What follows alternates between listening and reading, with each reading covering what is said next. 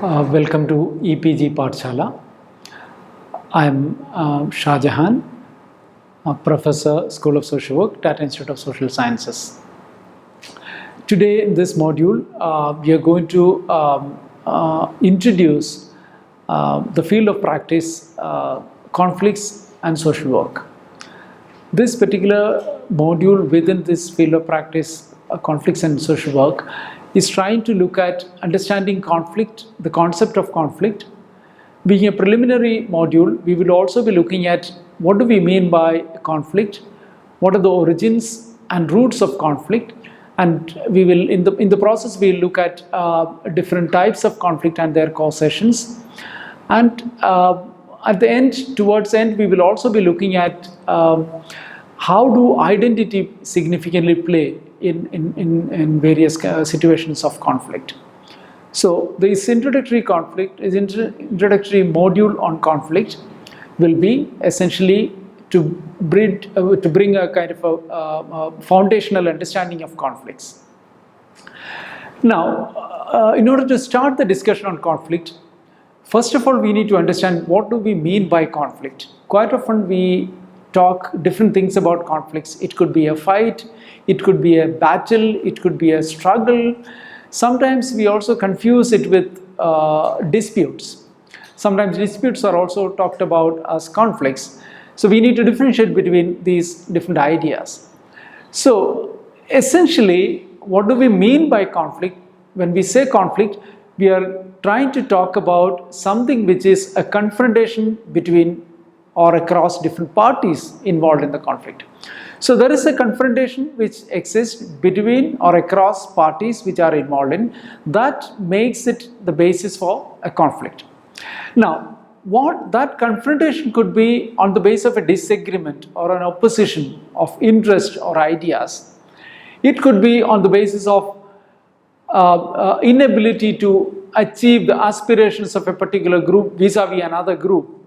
So this could be the conflict, the idea of conflict could be emerging from a disagreement or a kind of a confrontation between different parties which is involved in a daily kind of, a regular kind of interactions. So there is a perceived divergence of interest that makes the foundation of conflict. There is a perceived divergence. The divergence is always, there is divergence existing in all kind of human interactions. But the divergence lead to a kind of a regular kind of interactions which leads to a dynamics of conflictual interactions make a conflict happen. So one of the very, very important reason for conflict across the globe is growing sense of inequalities which exist. The society is highly becoming unequal. So this inequality is creating a sense of discontent among certain sections of the people vis-a-vis another section of the society. So the growing inequality forms the basis of any form of conflict. Now, is conflict a modern phenomenon? Not really. Actually, since the evolution, we could see the idea of conflict, and actually conflict is driving the process of evolution itself. If you look at Charles Darwin's survival of the fittest theory, it essentially talks about the kind of conflict or a struggle which happens across different species, and the species which are fittest only will survive. So there is a competition, there is a kind of a interaction which is happening to dominate, to survive in a fierce kind of a conflict which is happening. So Darwin's theory of evolution itself talks about a conflict which exists in the society, which is the basis for evolution of humankind. Now, let us look at how Sigmund Freud looked at a very the internal dynamics which happens within a person. So the internal dynamics of ego, superego is the basis of all the conflicts within. So individuals, probably that could be a conflict within an individual, but without that conflict, an individual cannot grow. So the basis of all human behavior, interaction, is based on this internal conflict which happens within a human being, which is the conflict of ego, id-ego, the interaction between id-ego and superego.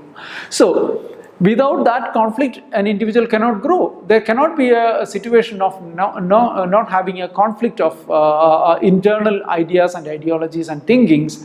A person cannot grow without that kind of a situation. Now, let us look at little more, in a broader sense of, social and economic and political dimensions of conflicts. Karl Marx, the basic theory of conflict is essentially emanating from the fact that the conflict is between the proletariats and the bourgeois. That conflict is between haves and have-nots. But this conflict is essentially, Marx's theory of conflict essentially talks about the fact that conflicts of this sort will bring about social change and improve human conditions. When we say this conflict will improve human conditions, it is because of the firm belief Karl Marx had in the belief that the proletariat could actually overthrow the powers, and that's the only way of human emancipation which Karl Marx is talking about. So, what we are essentially talking about in this entire discussion on conflicts is that conflicts need to be differentiated between short-term disputes. We could see small disputes, maybe even bigger disputes, and something like Kaveri water dispute. So that's a dispute between two states about sharing of a natural resource called water. So that's a dispute. There are certain things, ways and means one could try and negotiate and arrive at a agreeable solution. So disputes involves interests which are negotiable. That might not be the case with conflict. I will come to that a little later. So disputes involve interests which are negotiable, and a solution can be sought at least partially meeting the requirements of parties in dispute. So there could be a possible solution which we could identify. There are certain negotiable needs, aspirations and interests which exist that could be worked out, that could be talked about, that could be actually worked upon to arrive at a solution. Whereas if you look at long-term conflicts involve some non-negotiable interests. Look at the conflicts, let's take the example of Maoism. So there are certain probably non-negotiable aspects of this in terms of, from the point of view of the state. Violence in any form and killing people cannot be tolerated. And on the other side, if you look at the evolution of or the way Maoism has evolved from Naxalbari, it has evolved from a kind of a situation of deprivation, situation of lack of access to resources, lack of dignity, lack of capacity, lack of ability for people who have been working in the fields to prosper through their work. So when those kind of deep-rooted differences which exist in the society, that leads to a conflict, and of course that has taken different political and other forms of dimensions over the years when we moved from Naxalbari as an issue of resource sharing and all those kind of stuff. So when we compare between disputes and conflicts, we essentially say that there is a high stake of distributional questions which are involved in conflict. What do we mean by distributional questions? It could be on the basis of resources. So there are resources which are probably certain sections of the society, certain regions are appropriating resources. The very fact that the bifurcation of Andhra Pradesh into Andhra Pradesh and Telangana is also a distributional issue of resources. There are certain regions which are heavy in resources, but at the same time, developmental outcomes of these regions have been extremely skewed.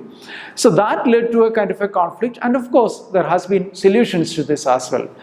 So conflict doesn't mean that it doesn't have a solution, but at the same time, there are high stakes involved in conflicts, where our dispute could be, there could be stakes, but at the same time, there are certain negotiable conditions. So when we talk about conflict from this perspective, there are certain fundamental human needs. There are fundamental needs of security, there are fundamental needs of recognition, there are fundamental needs of safety and aspirations people may have. Those fundamental needs, those fundamental aspects of security, those fundamental aspects of recognition are not met. It could lead to a kind of a conflict. Let us take the example of caste conflict in the country. It is essentially, it is not between just because it is certain sections of the society are having increasing or dominating power, but that power is coming from the fact that certain sections of the society are marginalized, deprived and oppressed. So it is an aspect of it is an aspect of recognition. It is an aspect of dignity. It is an aspect of self-respect as well, beyond what we see as a everyday conflict in the case of caste conflicts. So these are ways in which one could look at conflicts in comparison to disputes. Now, having discussed some basic aspects related to conflicts, let us look at some of the theoretical perspectives which could be useful for understanding conflicts. One of the first thing could be that the functionalist, normally let's look at different traditions of looking at the conflicts. One is a functionalist would argue that conflict are a result of poor communication, lack of trust, and failure on the parties to address the needs and aspirations. Whenever we talk about conflicts, we talk about dialogue. Why are we talking about dialogue? Because we feel that the conflicts are emanating because of lack of communications, lack of trust, lack of ability of the parties to address the needs and aspirations. So the functionalists would argue that it is essentially conflicts are emanating from poor communications, lack of trust across different social groups or political groups which exist. Then there is a relational dimension when I come to the second perspective, the humanist perspective, particularly focusing on the human relations and relational aspects of human behavior. That it talks about the conflicts are inherent part of human relations, human interactions, and that human relations are, these kind of conflicts are not probably always destructive. We need not consider conflict as negative experience. The conflicts can be positive as well. So conflict is as a part of the evolution process of the society, as I was mentioning about in the earlier section when I was talking about Darwin's survival of the fittest and all. So this is, as it has the potential to bring positive outcomes. When I say this, I would like to go back to the case of civil rights movement.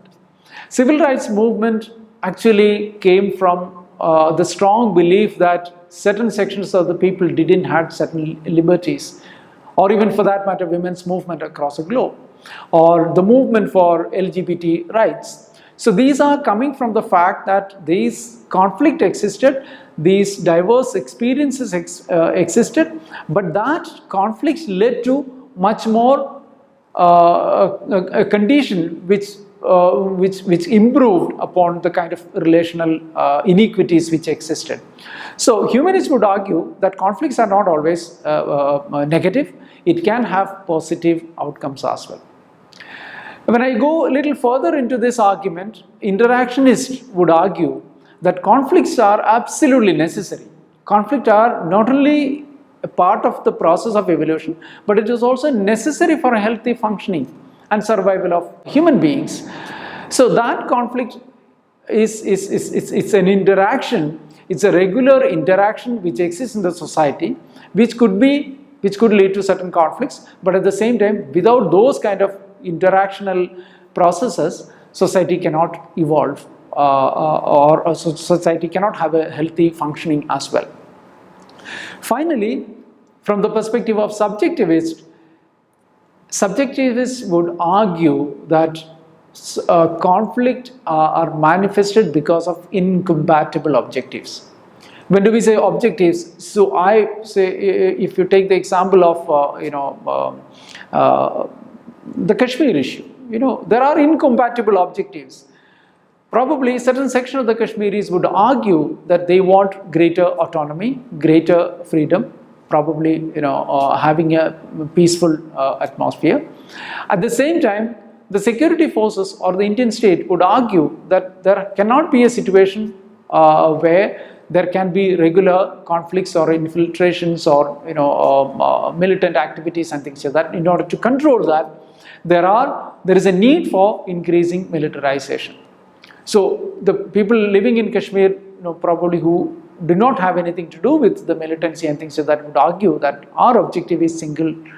That single objective is to live in peace and have other developmental outcomes achieved. So these different perspectives will give us some kind of a framework for understanding how one can look at conflicts. None of these theoretical perspectives are complete in itself.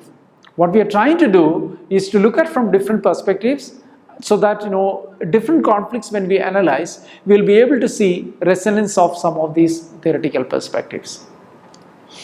Now, having done that, what we are trying to look at from some of the theories which explain or to understand conflicts, those perspectives which is broader conceptual, theoretical, philosophical perspectives.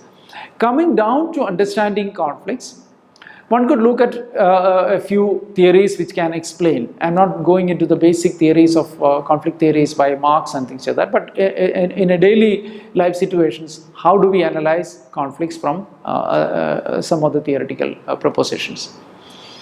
One of the theory which talks about the human needs being the basis of conflicts. John Burton talks about conflicts, he explained conflict as a process which emanates from unsatisfied human needs. You have a human need for development, you have a human need for security, you have a human need for personal fulfillment, or your identity is not recognized. So there are different factors which impact one's functioning within the society. So very, very important aspect of conflict, John Burton say, is that if those needs are not met, it can lead to conflicts. Let me take the example of some of these, not so, when we say needs, it's not only the material needs in the sense, the food, livelihoods, shelter. So there are different basic needs. We're not talking about only basic needs. Basic needs are also important. If certain sections of the society are not able to fulfill their basic needs, that can lead to conflicts and violence and things like that. We have been seeing it all around the globe. But not only the basic needs, but also aspects of safety and security. That's also very, very important. If you look at Maslow's theory of needs hierarchy, it talks about from basic needs to other forms of needs, including self-esteem, security, safety, and all those kind of needs are also very, very important. Let me take the example of safety and security. If you look at the Israel-Palestine conflict, you could see that the Gaza Strip and West Bank, these are areas which are inhabited hugely by Palestinians. In the middle of those West Bank, you could see Israeli occupied territories, or maybe Israeli installations and occupied Israelis occupying those places, which are legally, of course, probably legally or whatever be it. But at the same time, the very fact that in the middle of Palestinian territory, if you have an installation which can even be used for combat and things like that, there is a huge sense of insecurity which is being created. So those kind of needs, when John Burton talks about needs, it includes all of these needs, includes safety, security, belonging. You might have heard about the conflicts in cities where migrants come to cities there are conflicts emerging between the migrants and the locals. You know, one of the situations where we have seen even in Mumbai, when the Biharis used to celebrate Chhat Puja, that were, you know, some sections of the society, you know, even objected to it or talked about it as something which is happening, you know, they are creating a kind of a culture or something like that. So these kind of things were actually a sense of belonging for the people belong to that particular region. So they are celebrating their festival because they are connected to their culture and belonging and things like that. While they are celebrating a festival, they are actually expressing their cultural identity. So these belongings are also important. So these belonging becomes, if those belongings are not fulfilled, or needs of those belongings are not fulfilled, those things can also lead to kind of a conflict. So all of these processes, needs becomes extremely important for us to understand what are those needs which are existing, which are not fulfilled, which could continue to create conflicts or perpetuate conflicts. So this theory helps us to identify what are the negotiable needs, what are the non-negotiable needs. So for example, a person from a lower caste would, something which is non-negotiable, much more than the daily needs of work and livelihoods and things like that, is also the fact that something which is non-negotiable is his dignity. A person working in the field, much more than that, anything else, his dignity is much more important. Women who are working in the fields in various kind of situations, if their rights are violated, if their dignity is violated, that can lead to. So these are non-negotiable needs. So when we are talking about dealing with conflict, the reason why these kind of theoretical propositions are being discussed is that when we understand conflicts, analyze conflicts, we should be able to identify what are those negotiable needs, what are non-negotiable needs. Non-negotiable needs have to be definitely fulfilled. When we are looking at conflicts, we should not look at the conflict in its outward expression. It could be the position, two positions. Probably the Kashmiris want freedom, if that is one position, and Indian state want unity. So these are positions, but that's not the real conflict. The real conflict lies behind. There are shared interests and values. What are those shared interests? What are those shared needs? There could be needs of development, there could be needs of safety, security and things like that. So when we look at conflict from these kind of different theoretical propositions, we should be able to go beyond what is seen as obvious conflict. Now going further to another very interesting theoretical proposition is by Johann Galtung. He talks about structural violence. Structural violence, he says that the inequalities embedded in the social structure can lead to violence. What is that violence?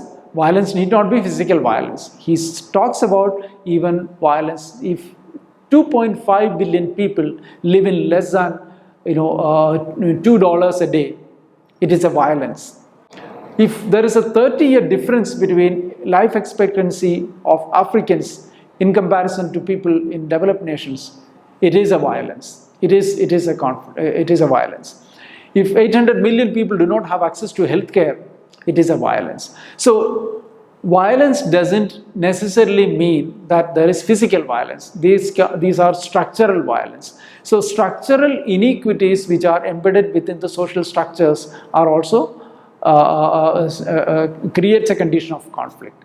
So these inequities which exist in the society can be explained through Johann Galtung's structural violence theory.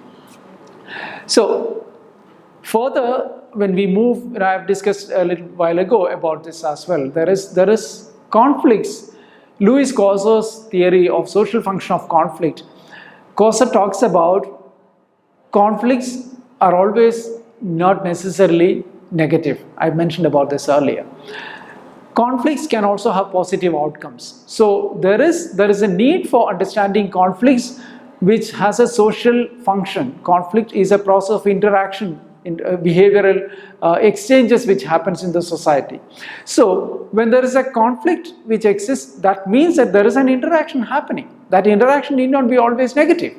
So Coser talks about conflict which clears the air and allows for free behavioral expression of different entities within the society. So conflict can also create new norms. Say, for example, when the civil rights movement happened, or in the the anti-apartheid movement happened, it was a clear case of conflict. But that conflict led to new norms, that people could sit together, eat together, and travel together, or use the same kind of pool. These cannot be defined by the color of the skin. So those kind of positive outcomes are also possible. So there is a social function the conflicts are having. Now, another important theory which talks about conflicts is the game theory. The game theory, Schelling's game theory, Thomas Schelling's game theory, is essentially talking about the zero-sum game. Sometimes we consider conflicts as zero-sum game. What do we mean by zero-sum game?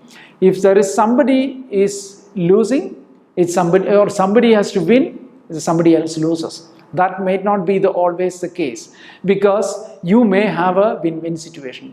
So the game theory or the zero-sum game idea of conflict can lead to a situation where there is only competition, and competition for achieving goals, and that is in a way inhibiting other people's aspirations to be achieved.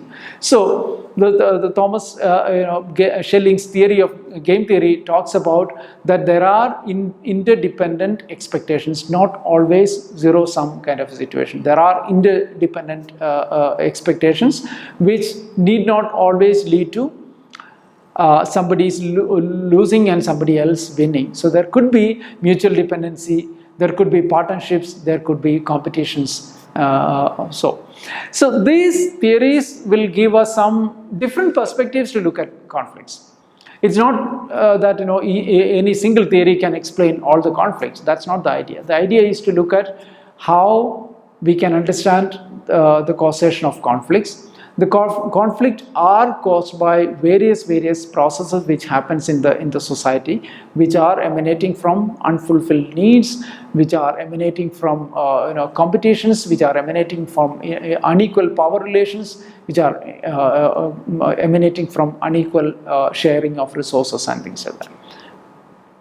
So when we talked about the structural roots of conflict from the perspective of Johann Galtung's structural theory, it also Christopher Michel talks about a triangular typology, where the key of any conflict become goal incompatibility. We talked about incompatible objectives. Similarly, the goal incompatibility form the key objective, and that key factor of goal incompatibility leads to certain attitudes. How these attitudes become firmed up, say for example, the goal incompatibility of the caste relations which exist in the society. There are certain sections of the society are expected to do only this kind of job. That becomes an attitude for a person who is having that kind of an idea about certain sections of the society do only this much, or they cannot do, or they cannot have land, they cannot have jobs of higher people, which higher upper caste people occupy. So those becomes an attitude which continues this process of conflict. Then that attitude becomes converted into behavior. You have an attitude, goal incompatibility leads to certain firmed up attitudes, and that attitudes contributes to formation of certain behaviors which are forming which are the factors leading to conflicts.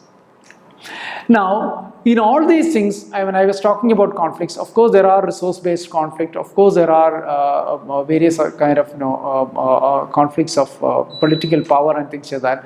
But one of the significant thing in the post-Cold War era of conflicts is identity. The identity plays a significant role in conflicts. So the concept of identity has become the prism to analyze contemporary social and political life. So identity, so when we talk about caste conflict, we are talking about an identity issue. When we talk about communalism, we are talking about an identity. When we talk about the recent Gorkhaland agitation which is happening in West Bengal, that's also about identity and their ability to not to protect their identity and things like that. So identity becomes significant factor of making societies, forming it into different camps and fighting for each other, and that has become face of one of the significant dimensions of conflict in 21st century. So when identity are threatened, people react, and that leads to conflict. So threat to identity can lead to destructive conflict which exists in society, which we can see it in all the kind of different kinds of conflicts which we are talking about. So this is very, very important for us to understand that identity plays a significant role in conflicts in present day society. So having understood the theories of conflict, understanding theoretical perspectives and things like that, let us also briefly look at what are the different types of conflict which we are talking about. There could be different conflict at different levels. One could be the intrapersonal conflict, which I was talking about when I was saying about Freud's conflictual intrapersonal conflict. It is essentially talking about the conflict within your ideas and your aspirations and things like that. There could be a conflict. There could be an interpersonal conflicts between two individuals having different kind of ideas and different kind of ideologies, different kind of goals. There could be interpersonal conflicts. There could be intergroup conflicts. The groups, different groups having, so probably when we talk about different identity groups, ethnic groups, even in Sri Lanka, the Sinhalese and the Tamils, there are intergroup conflict which exists. That has taken to bigger levels of conflict which involves the state as well. There is intra-group conflict which happens. The Nagas conflict is a very, very interesting example of intra-group conflict. Nagas forming more than around approximately 40 different tribal groups forms something called the Naga identity. Within Naga identities, Naga conflict started with demanding for a separate Nagaland, but later small fractions within the Naga society has formed, and then there are different splinter groups within Naga movements which happen. So there are inter-group conflict which can also happen. And much more, we are hearing about a lot of conflicts within the nation states. Within the state level states or the state level conflicts, which could be probably the Kashmir conflict, which could be the Maoism, which could be Gorkhala. So these are all national level conflicts which we are dealing with. Even though it is in a particular region, it becomes an aspect of a nation state to deal with.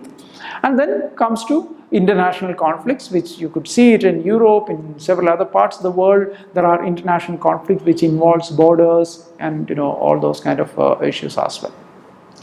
Now, to sum up, what we have tried to do from this session, this module, is that we try to understand how do we understand conflict? What is the concept of conflict?